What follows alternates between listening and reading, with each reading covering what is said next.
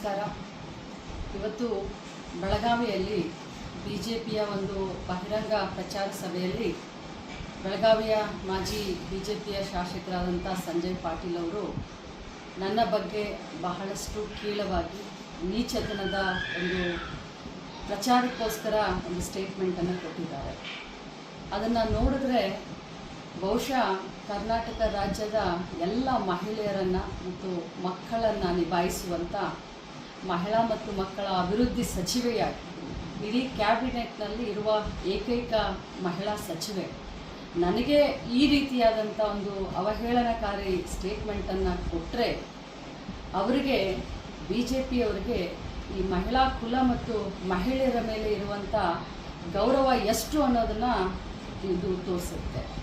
ಬಹುಶಃ B J ಪಿಯವರ hidden agenda ಕೂಡ ಇದೇ ಆಗಿದೆ. ಬರೀ ಬಾಯಿ ಮಾತಿನಿಂದ ರಾಮ ಅಂತ ಹೇಳಿದ್ರೆ ಸಾಕಾಗೋದಿಲ್ಲ. ಇವತ್ತು ಬೇಟಿ ಬಚಾವ್ ಬೇಟಿ ಪಡಾವ್ ಅಂತ ಹೇಳಿದ್ರೆ ಇಲ್ಲ. ಪ್ರತಿಯೊಬ್ಬ ಮಹಿಳೆಯನ್ನು ಗೌರವ ಮಾಡುವುದು ನಮ್ಮ ಹಿಂದೂ ಸಂಸ್ಕೃತಿ.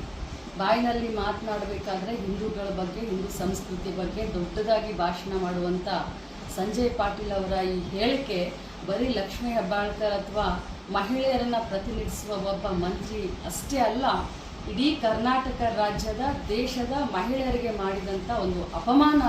ಈ ಒಂದು ನೀಚ ಹೇಳಿಕೆಯನ್ನು ನಾನು ಖಂಡಿತವಾಗಿ ತಿರಸ್ಕಾರ ಮಾಡ್ತೀನಿ, ಖಂಡಿಸ್ತೀನಿ.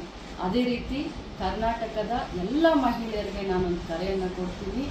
ಇಂಥ ಒಂದು ಹಿಡನ್ ಅಜೆಂಡಾ ಇಟ್ಕೊಂಡಂಥ ಬಿ ಜೆ ಪಿಗೆ ತಾವೆಲ್ಲರೂ ಧಿಕ್ಕಾರವನ್ನು ಹೇಳಬೇಕು ಮತ್ತು ಖಂಡಿಸಬೇಕು ಅಂತ ಹೇಳಿ ಈ ಮೂಲಕ ನಾನು ವಿನಂತಿಯನ್ನು ಮಾಡ್ತೀನಿ.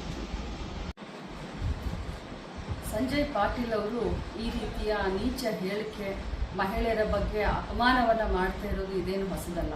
ಆದರೆ ಆಶ್ಚರ್ಯ ಏನಾಯಿತು ಅಂತಂದರೆ, ಇವತ್ತು ಅವರು ಸಭೆಯಲ್ಲಿ ಮಾತನಾಡುವಂಥ ಸಂದರ್ಭದಲ್ಲಿ ವೇದಿಕೆ ಮೇಲೆ ಕುಳಿತಂಥ ಈ ರಾಜ್ಯದ ಮಾಜಿ ಮುಖ್ಯಮಂತ್ರಿಗಳಾದಂಥ ಜಗದೀಶ್ ಶೆಟ್ಟರ್ ಅವರಿದ್ದರು. ಅದರ ಜೊತೆಯಲ್ಲಿ ಬೆಳಗಾವಿಯ ಸಂಸದರಾದಂಥ ಮಂಗಲಾ ಅಂಗಡಿಯವರು ಕೂಡ ಇದ್ದರು. ವೇದಿಕೆ ಮೇಲೆ ಕುಳಿತಂಥ ಎಲ್ಲರೂ ಕೂಡ ಸಂಜಯ್ ಪಾಟೀಲ್ ಅವರ ಮಾತಿಗೆ ನಕ್ಕರು. ಆದರೆ ಇದು ಏನು ತೋರಿಸುತ್ತೆ ಅಂತಂದರೆ ಅವರ ಹಿಡನ್ ಅಜೆಂಡಾ ಅನ್ನು ತೋರಿಸುತ್ತೆ. ವೇದಿಕೆ ಮೇಲೆ ಇದ್ದಂಥ ಯಾರಾದರೂ ಒಬ್ಬರು ಹೋಗಿ ಇದನ್ನು ಖಂಡಿಸಿದರೆ ಖಂಡಿತವಾಗಲೂ ಬಿ ಜೆ ಪಿ ಪ್ರಾಮಾಣಿಕವಾಗಿ ಮಹಿಳೆಯರಿಗೆ ಗೌರವವನ್ನು ಕೊಡ್ತಾರೆ ಅನ್ನುವಂಥ ಒಂದು ಅರ್ಥ ಬರ್ತಾ ಇತ್ತು. ಆದರೆ ದುರ್ದೈವ, ಇವತ್ತು ಬಿ ಜೆ ಪಿಯವರ ಮುಖವಾಡ ಕಳಚಿದೆ. ನಾವೆಲ್ಲರೂ ಸೇರಿ ಈ ಬಿ ಜೆ ಪಿಯನ್ನು ಧಿಕ್ಕರಿಸೋಣ.